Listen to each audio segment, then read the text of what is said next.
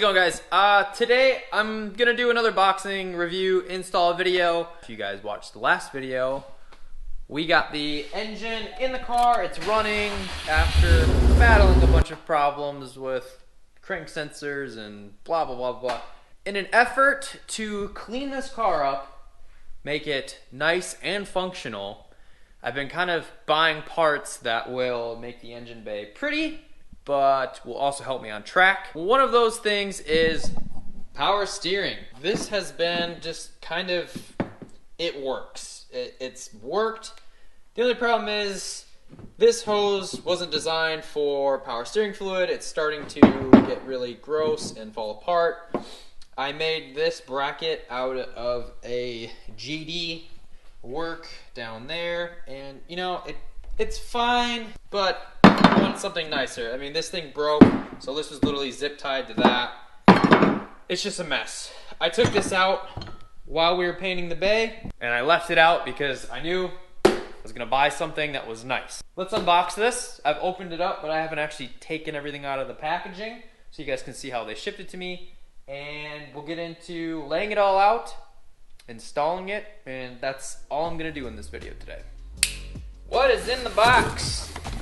Lots of hoses. Comes all nicely packaged up. They even give you the name of the person that packaged it on a nice little stamp. This was packaged by Kirsten. Thank you, Kirsten, for sending me my stuff. They send stickers. They're cool. They're cool. Gotta send stickers with your stuff in order to be cool. Let's get into it. Make sure I don't cut the lines here. That'd be bad.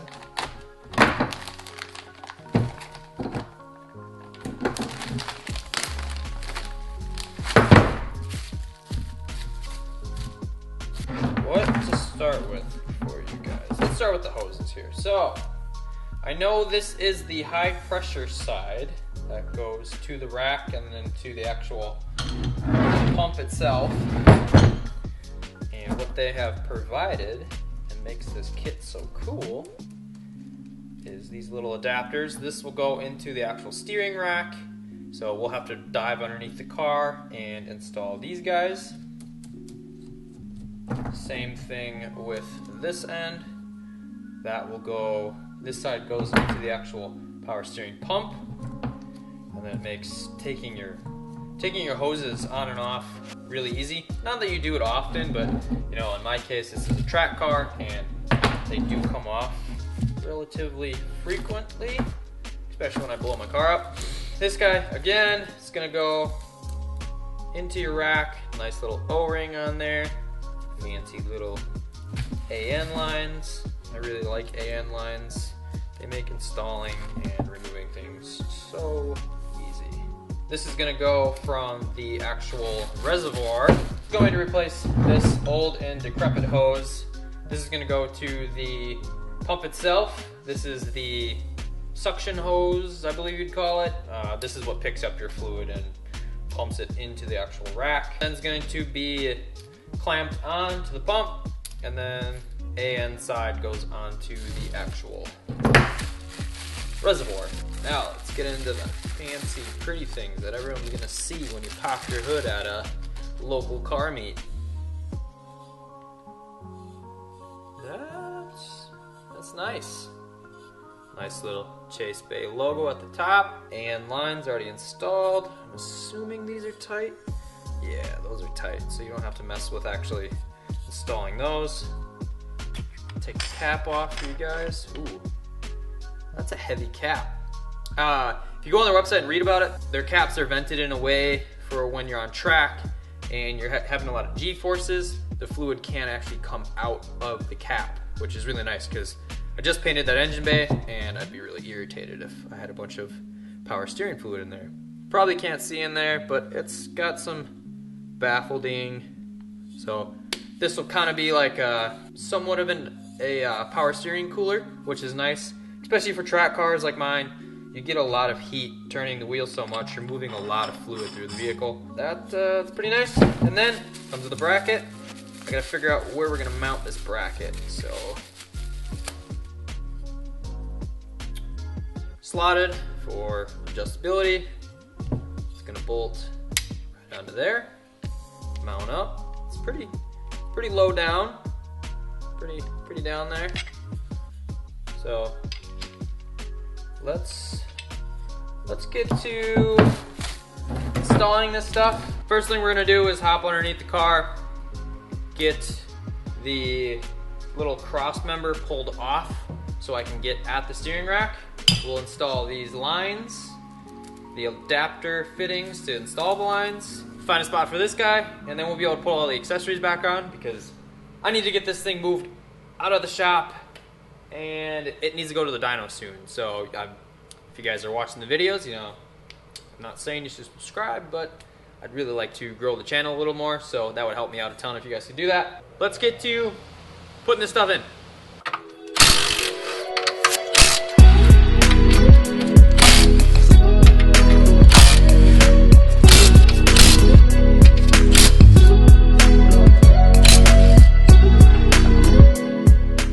Got the little support bracket off of there.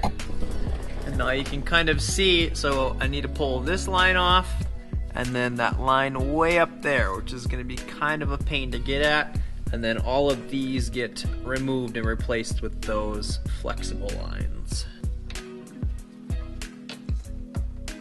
This was a little difficult to film and I was kind of trying to figure it out as well. But if you don't have mechanical sympathy and don't plan on ever reusing your hard lines, the top line up there, just cut it. And I actually unbolted the whole rack, unbolted my sway bar so I could move the rack down a little bit and get a socket on there. Otherwise, if you had the right line wrench, you can kind of get up and behind it, but it's really hard.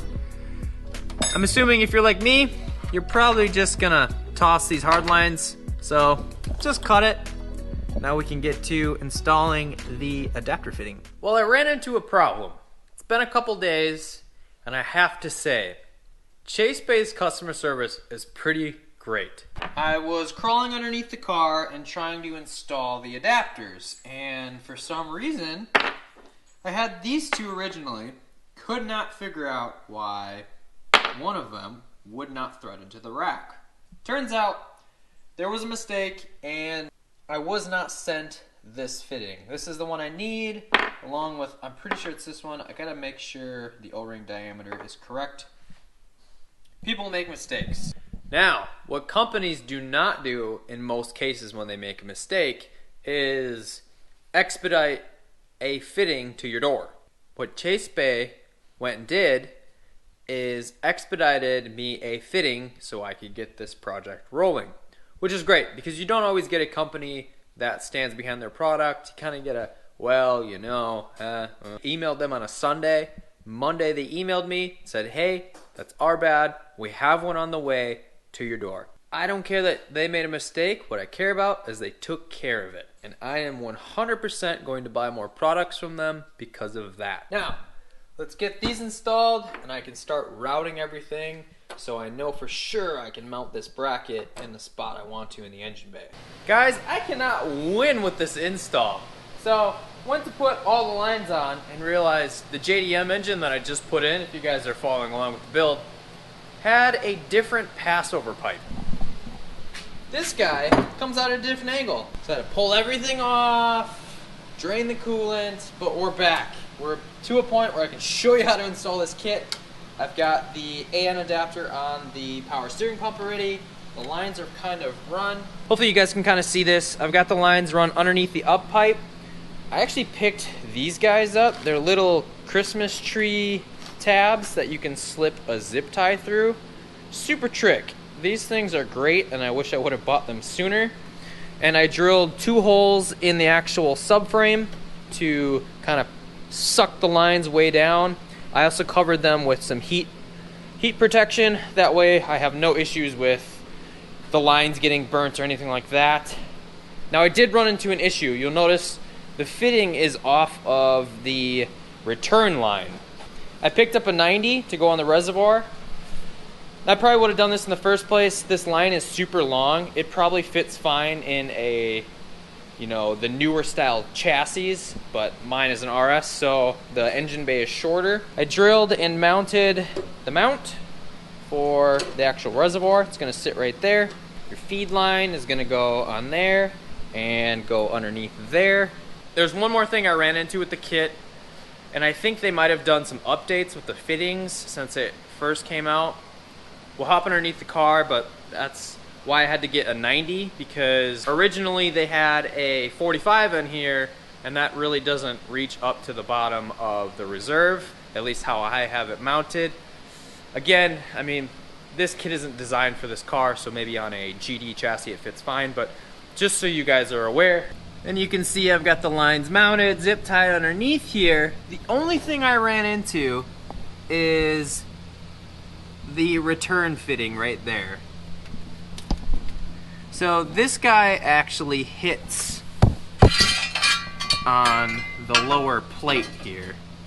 Sorry, it's really hard to see, but you can kind of tell it's not much, but this plate actually rocks on the fitting. So what I'm gonna do is just put some washers on here, space it down a little bit, because the last thing you want to do is jack your car up from here and smash this fitting in. What I think happened is the actual AN adapter that goes into the rack has been updated. They used to have steel ones, now they have these aluminum ones, and they're a little too long.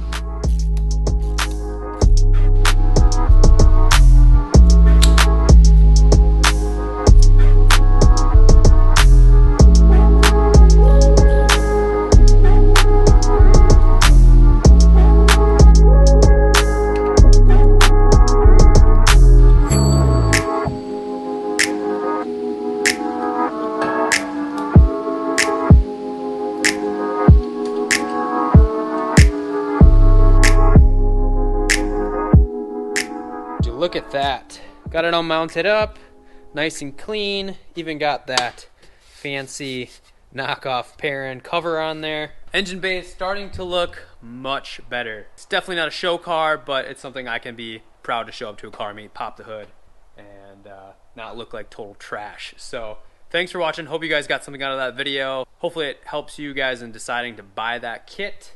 I'd give it an 8 out of 10. Fitment was kind of off, and I still have to fix that bottom tray. Overall, good kit for anybody looking to kind of clean their engine bay up, and in my case, I didn't have anything that worked correctly. So I think it works good. Give it an 8 out of 10. I'd buy it again.